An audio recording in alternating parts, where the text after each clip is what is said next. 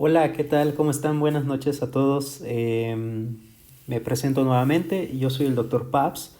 Me llamo José Alberto Ortiz Osalde y el día de hoy me gustaría hablar de un tema súper importante en medicina, súper importante en fisiología, súper importante en cardiología. Muchas veces pensamos que es un tema complejo y ciertamente puede llegar a serlo porque hay que tener en consideración muchos aspectos al mismo tiempo, pero una vez que lo comprendes es más fácil poderlo explicar y a su vez el comprenderlo nos permite entender con más claridad eh, los hallazgos clínicos en cardiología, en la exploración física cardiovascular y nos permite entender las cosas que suceden en las enfermedades cardiovasculares.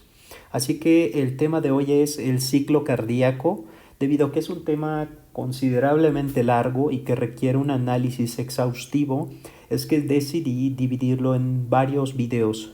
Eh, el día de hoy me gustaría hablarles de la primera subfase de la sístole, que es la contracción isovolumétrica, y también me gustaría hablar acerca de una breve introducción acerca de lo que es el ciclo cardíaco. Recordemos que el ciclo cardíaco es una sucesión de eventos que se repiten. Estos eventos suceden en cada latido del corazón. Cada latido del corazón incluye a una sístole y una diástole, es decir, cada latido del corazón incluye una contracción ventricular y una relajación ventricular. Y esta sucesión de eventos que se dan de forma secuencial y continua hasta el final de nuestros días, cuando morimos, se le llama ciclo cardíaco. Este ciclo cardíaco está conformada por una sucesión de eventos eléctricos, una sucesión de eventos mecánicos, una sucesión de eventos hemodinámicos y una sucesión de eventos clínicos, auscultatorios que se van a repetir.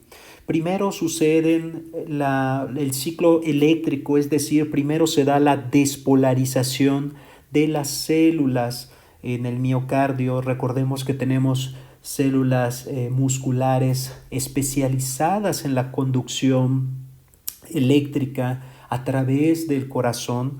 Estas células especializadas de conducción tienen las células P que inician la despolarización y tenemos a las células transicionales que van a conducir el impulso eléctrico de estas células especializadas en la conducción eléctrica hacia de las células no especializadas que se centran en la contracción muscular, es decir, los miocardiocitos que están dedicados a la contracción y a su vez esta contracción va a dar al ciclo mecánico, o más bien, la despolarización de estas células musculares va a dar el ciclo mecánico, que el ciclo mecánico se va a centrar en la contracción de los músculos o del músculo más bien cardíaco, del miocardio, y esta contracción de los miocardiocitos condiciona que al contraerse el músculo disminuye su área de superficie y esto va a condicionar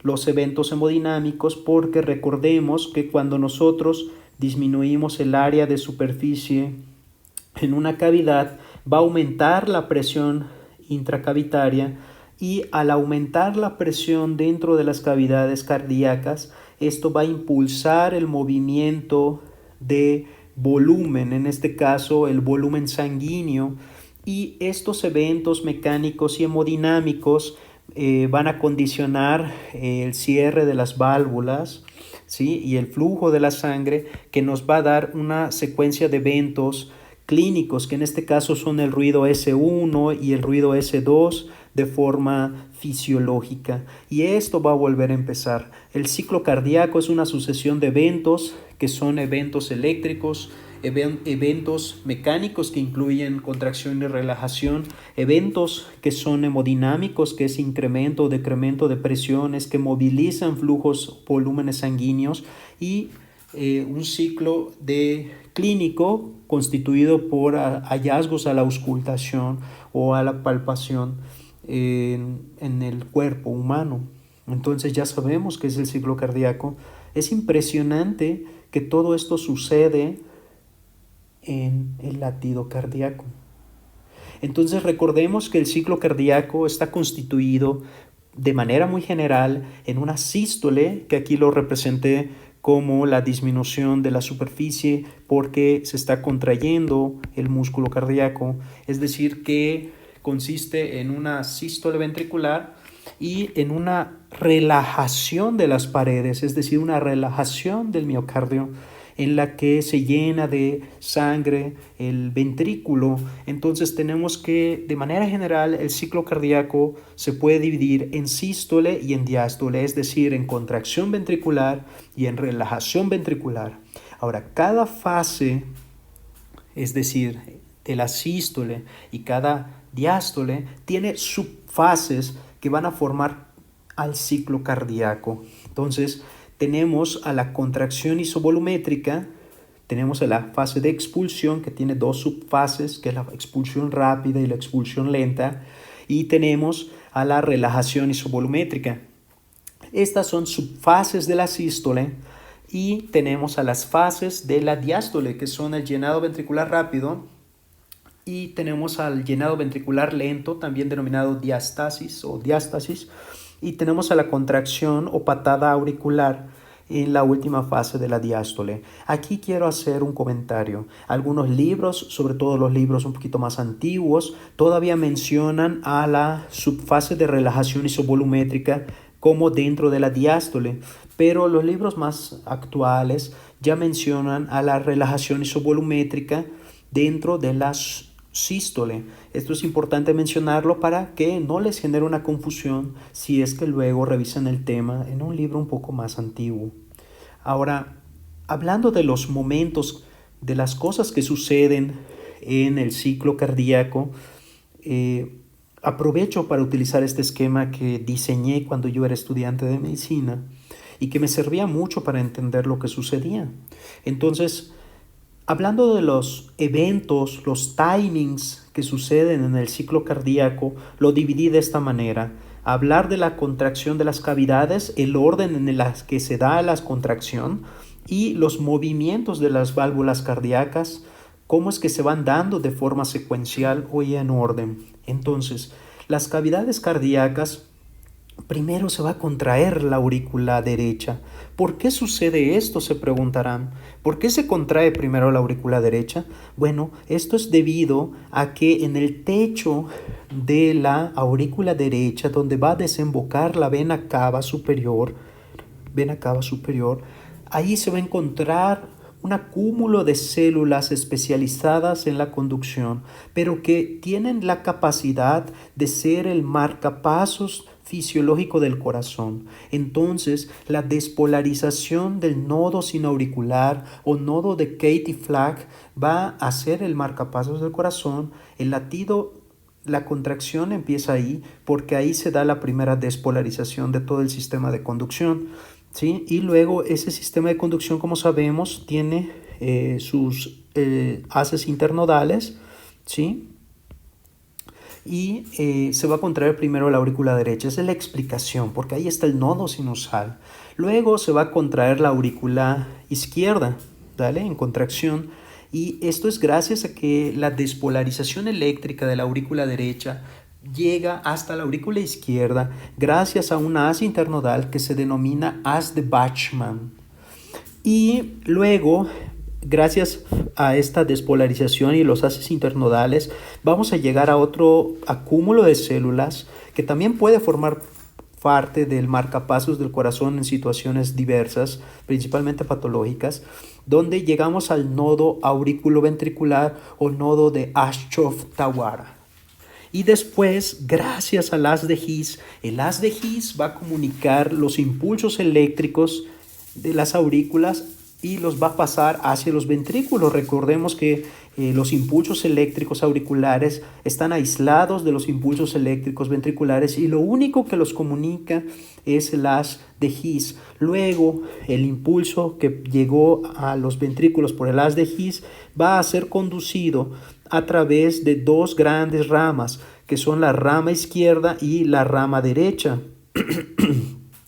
La rama izquierda se despolariza antes, es decir, el impulso eléctrico llega primero a la rama izquierda y después a la rama derecha, y eso explica por qué la contracción auricular del ventrículo izquierdo sucede antes que la contracción ventricular del ventrículo derecho.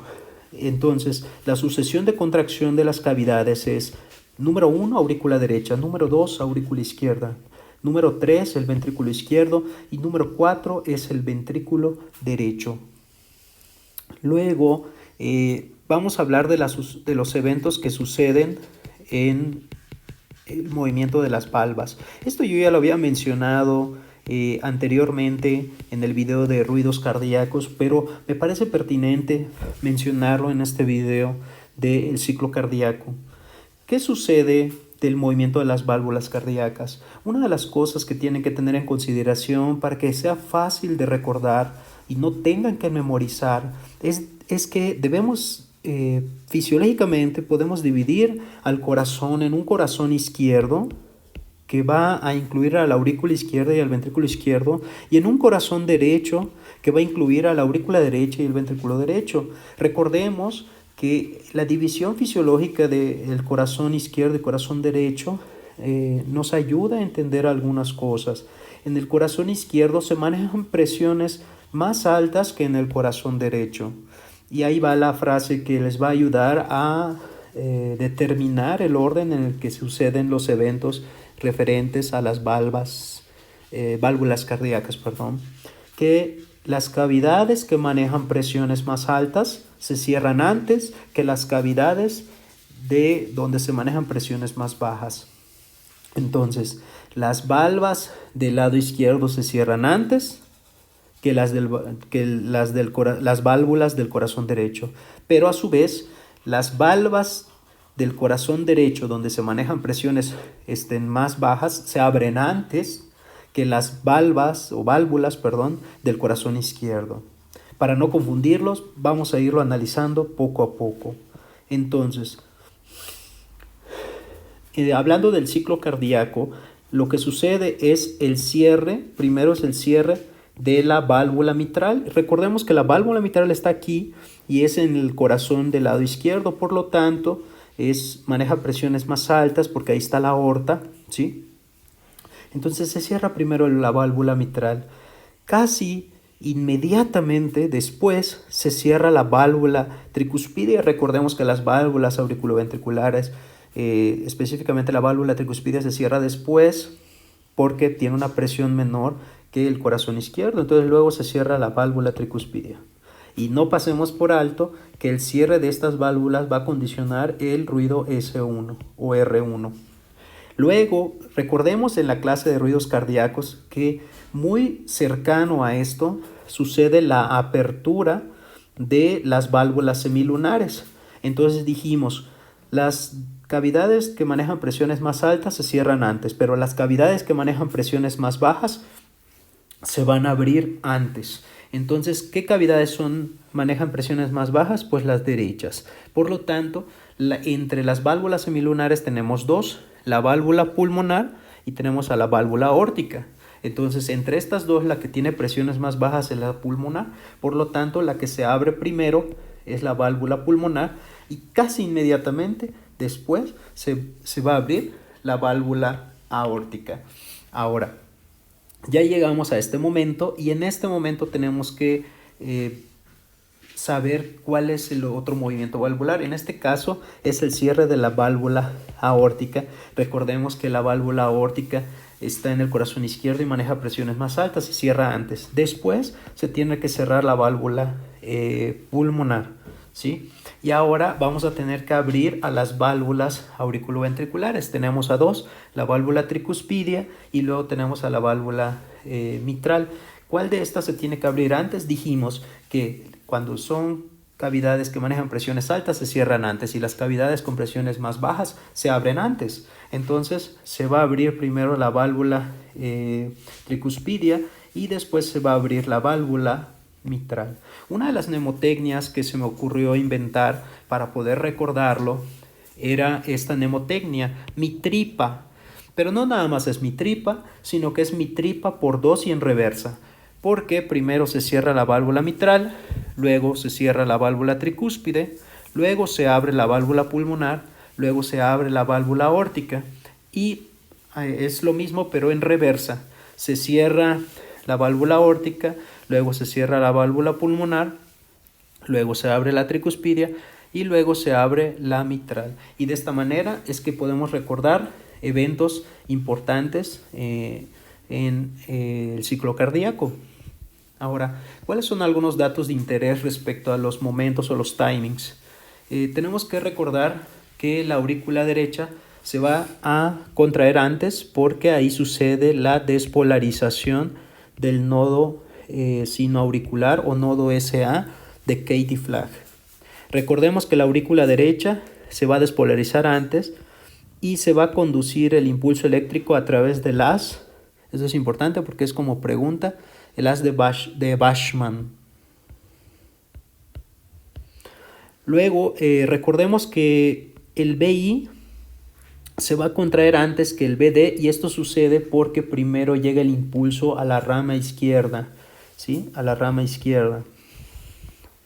Y esto quería mencionarlo porque me parece sumamente relevante que aunque los momentos de las despolarizaciones suceden discretamente en momentos diferentes, es decir, la despolarización del ventrículo izquierdo empieza antes, pero hay una cosa muy curiosa, que la contracción isovolumétrica va a durar un poco más en el ventrículo izquierdo debido a que tiene una masa muscular más grande que las paredes del ventrículo derecho. Sin embargo, al final de cuentas, cuando nosotros sumamos la duración de la contracción ventricular izquierda y la contracción ventricular derecha, duran lo mismo. Eso es muy curioso. Es decir, aunque sus subfases pueden variar en duración, al final toda la expulsión, todo el tiempo que dura la expulsión del ventrículo izquierdo y el ventrículo derecho es la misma. Eso es súper curioso. Recordemos que creo que lo borré. Recordemos que el S1 o R1 está dado por el cierre de las válvulas auriculoventriculares. El S2 o R2 está dado por el cierre de las válvulas semilunares. Recordemos que el R3 o S3 está dado en la fase de llenado rápido ventricular, que forma parte de la primera fase de la diástole, y que el R4 o el S4 está dado en una fase que se llama fase de contracción o patada auricular,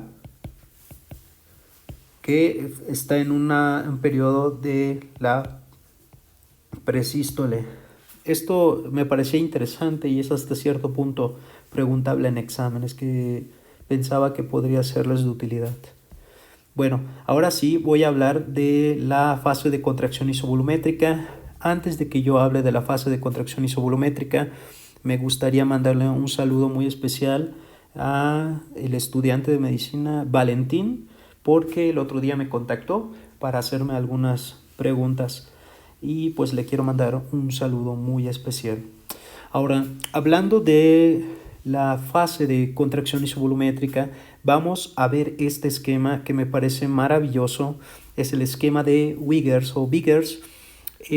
Podemos ver cómo están todas las fases del ciclo cardíaco. Tenemos a la contracción isovolumétrica, la fase de eyección que tiene su subfase de eyección rápida y su fase de eyección lenta. Tenemos también a la relajación isovolumétrica. Con estos ya tenemos a la sístole, que incluso lo podemos ver aquí. ¿Sí? Tenemos a la sístole. También tenemos las otras fases del ciclo cardíaco, que son el llenado ventricular rápido, el llenado ventricular lento o diastasis y la sístole auricular. Veamos cómo esto forma parte de la diástole, ¿sí? Entonces tenemos en sí 7 fases y lo podemos ver de esta manera. Yo las enumeré ahí en color rojo, ¿sí? Que son las subfases que forman las fases más generales, que son la sístole, que es la contracción ventricular, y la diástole, que es la relajación ventricular. ¿Dale? Entonces, en este momento vamos a hablar de la primera subfase de la sístole, y para eso se me ocurrió hacer estas preguntas. ¿Qué inicia la subfase en cuestión? ¿Cuáles son los límites de inicio y fin de esta subfase? ¿Qué pasa en esta fase en lo referente a las presiones aórticas, ventriculares, el volumen ventricular, las presiones de la aurícula? ¿Qué pasa en el electrocardiograma, en el fonocardiograma? Y consideré poner cuáles serían unas perlas en esta fase de la que vamos a hablar. Bien, primero, ¿qué inicia esta fase del ciclo cardíaco? En este caso, contracción isovolumétrica. La contracción isovolumétrica inicia con el cierre de la válvula mitral, si es que estamos hablando del ventrículo izquierdo, pero podría ser con el cierre de la válvula tricúspide, si es que estamos hablando del ventrículo derecho. Eso es lo que lo inicia. ¿Cuáles son sus límites de inicio y sus límites de finalización? Pues miren qué curioso. El cierre de la válvula mitral marca el inicio de la contracción isovolumétrica y es hasta antes de que se abra la válvula aórtica que finaliza la contracción isovolumétrica. Por lo tanto, su límite de inicio es el cierre de las válvulas auriculoventriculares y su final es antes de que se abran, apertura de las válvulas semilunares.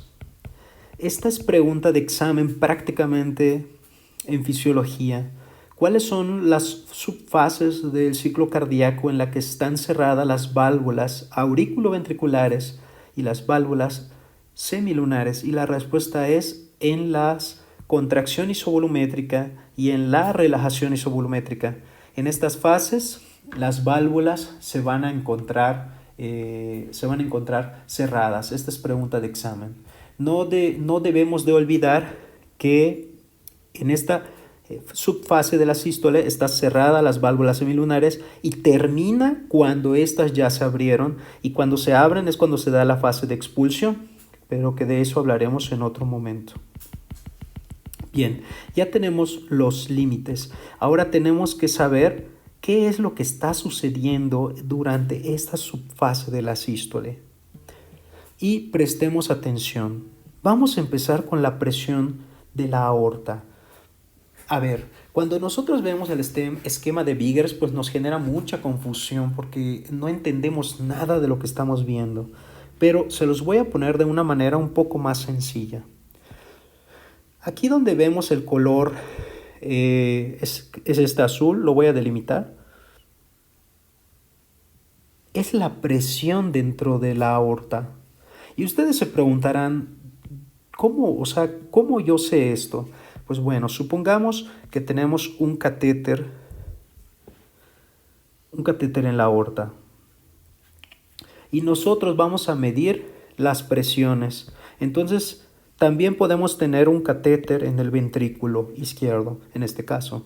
Y vamos a ver qué pasa con las presiones. Y podemos tener un catéter en la aurícula izquierda y vamos a ver qué pasa con las presiones, ¿sí? Entonces, vamos a hablar acerca primero de la presión de la aorta. Entonces, aquí tenemos el catéter y podemos observar cómo la presión de la aorta en reposo es de 80 milímetros de mercurio, ¿sí? Entonces, si ustedes les preguntan qué sucede con la presión aórtica durante la contracción isovolumétrica, pues si nosotros nos acercamos, vamos a ver que prácticamente no pasa nada. Es decir, que no tiene un cambio, o en su defecto podríamos decir que hay una disminución discreta, casi insignificante. No es hasta que se abre la válvula aórtica, recordemos que esto ya no forma parte de la contracción isovolumétrica, no es sino hasta que se abre la válvula aórtica, cómo podemos ver que esa presión en la aorta aumenta muchísimo. Y esto sucede porque en ese momento el ventrículo izquierdo, en ese momento del ventrículo izquierdo que se estaba contrayendo en la contracción isovolumétrica, se contrae más y genera la fase de expulsión, lo que hace que aumente la presión hacia la aorta. Bien, entonces, pregunta, ¿qué pasa con la presión aórtica en la contracción isovolumétrica? Pues casi nada, casi ni se mueve. Ahora veamos qué pasa con la contracción ventricular izquierda. En este caso, vean, la voy a delimitar. Esto que es como un azul es la presión que hay en el ventrículo izquierdo. También sucedería de forma análoga en el ventrículo derecho. Ahora, respondan ustedes, ¿qué ven que está pasando con la presión en el ventrículo izquierdo en este caso? Pues está aumentando, ¿sí? Pero vean algo que me parece sumamente curioso, que si vemos esta de color, no sé qué color sea, como un rosado o fuchsia, no sé, es el volumen, por eso acá dice vol, ¿sí? Entonces vean cómo el volumen en el ventrículo izquierdo no cambia a pesar de que está aumentando la presión dentro del ventrículo izquierdo. Y por eso es que se llama contracción isovolumétrica. Iso significa igual, igual volumen. Entonces la contracción está generando una disminución en el área de superficie del ventrículo izquierdo. Esto va a condicionar un aumento de la presión intracavitaria, pero no va a mover o tocar al volumen. En ese momento, recordemos que antes de la contracción isovolumétrica venía de una fase que se llama diástole, que vamos a hablar en otros videos. Por lo tanto, este es el punto máximo de acúmulo de volumen que normalmente tiene el ventrículo izquierdo. En este caso es el volumen telediastólico o el volumen de fin de diástole, que son de 110 a 120 mililitros. Por lo tanto, sabemos que la presión del ventrículo aumenta, como vemos aquí, pero el volumen no se mueve, por eso se llama contracción isovolumétrica. Ahora veamos qué sucede con la presión auricular. Entonces la presión auricular está representada por este amarillo, ¿sí? Y es muy interesante porque, permítanme, voy a borrar un poco porque ya se llenó como que el esquema y no dejamos ver con claridad lo que está pasando. Bien, ahora, perdón, creo que ya se trabó esto. Parece que ya lo resolví, espero. Bien, ahora, ¿qué pasa con la presión auricular? Aquí en la presión auricular van a ver algo muy curioso. Vamos a seguirla con el color verde. La presión auricular nos da la onda A, pero como estamos hablando de la subfase contracción isovolumétrica, vamos a ver qué pasa. En la subfase de la sístole, que se llama contracción isovolumétrica, se va a elevar la presión auricular, ¿sí? Y esta elevación de la presión auricular es discreta y nos va a dar una onda que se llama la onda C, ¿sí? Ahora, esta onda C es por la protrusión que tienen las válvulas auriculoventriculares cuando se cierran. Y supongamos que nosotros tenemos un catéter que mide la presión en la aurícula izquierda, ¿sí? Y como ya se cerró esta válvula, que es la válvula mitral, necesariamente tiene que estar cerrada porque así empieza la contracción isovolumétrica. Se cierra, entonces, como se está contrayendo el músculo cardíaco de forma importante, esta válvula que estaba así, vamos a decir que se protruye, o sea, se vuelca un poco hacia la aurícula izquierda. Entonces, si nosotros tenemos un catéter ahí, va a medir como si la presión hubiese aumentado y esto nos va a dar una onda en la onda de presión de las aurículas que se va a llamar onda C. Aquí tenemos otro esquema. Aquí estamos en la sístole, como les había explicado, y ven cómo estaba la contracción auricular que nos da la onda A, pero lo importante es lo que sucede en la contracción isovolumétrica. La contracción isovolumétrica nos da esta onda, que es la onda C, y es debida a la contracción ventricular que genera un abombamiento de la aurícula, de la válvula mitral, o en el caso del lado derecho de la válvula tricúspide, que aumenta la presión y nos da esta onda C. Bien, entonces continuando con lo que sucede, ya dijimos qué pasa con la presión aórtica, que queda igual, ya dijimos qué pasa con la presión ventricular, que aumenta, ya dijimos qué pasa con el volumen ventricular, que queda igual, ya dijimos qué pasa con la presión auricular, que debemos de decir que en la contracción isovolumétrica sucede la onda C, o se da la onda C de presión auricular. Ahora, ¿qué pasa en el electrocardiograma? Como podemos observar aquí claramente, el electrocardiograma, aquí vamos a ver a las ondas, la onda P, que es de despolarización auricular, y tenemos al complejo Q, R y S, que representan la despolarización ventricular, y de último tenemos a la onda T, que representa la repolarización ventricular. Ahora, importantísimo, podemos ver que el electrocardiograma es un registro de los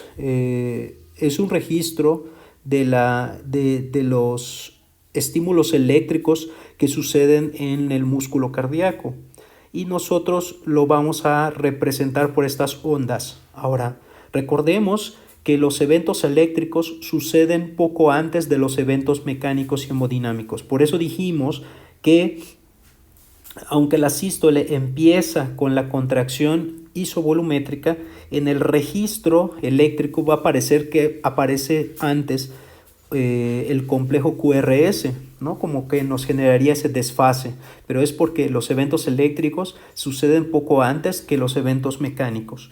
Y podemos ver que en la fase de contracción isovolumétrica, pues va a estar parte del complejo QRS. No va a estar contenido todo el complejo QRS debido a lo que ya explicamos. El evento eléctrico se da un poco antes que el evento hemodinámico y mecánico, ¿sí? Por lo tanto, podría decirse que podríamos encontrar parte de la R y la S si es que lo queremos ver de esta manera. Y ahora, ¿qué sucede desde el punto de vista clínico? Que lo podemos evaluar con el fonocardiograma. El fonocardiograma es un registro de los fenómenos acústicos, auscultatorios en la exploración física. Entonces, podemos observar cómo dentro de la contracción isovolumétrica nos encontramos con el primer ruido, o S1, y recordemos que el S1 está compuesto por un componente mitral y un componente tricuspidio, recordando que el S1 se da por el cierre de las válvulas auriculoventriculares, siendo la primera que se cierra la válvula mitral porque maneja presiones más altas que la válvula tricúspide. Entonces se da el primer ruido en la subfase de la contracción isovolumétrica. Y de esta manera, pues terminamos en detalle todo lo que sucede en la contracción isovolumétrica. Y bueno, creo que con eso finalizamos este apartado del ciclo cardíaco. Espero de verdad que les haya gustado y que les haya servido mucho. Que tengan una bonita noche y les mando un gran saludo. Nos vemos en el siguiente video, que sería la fase de eyección o expulsión. Saludos.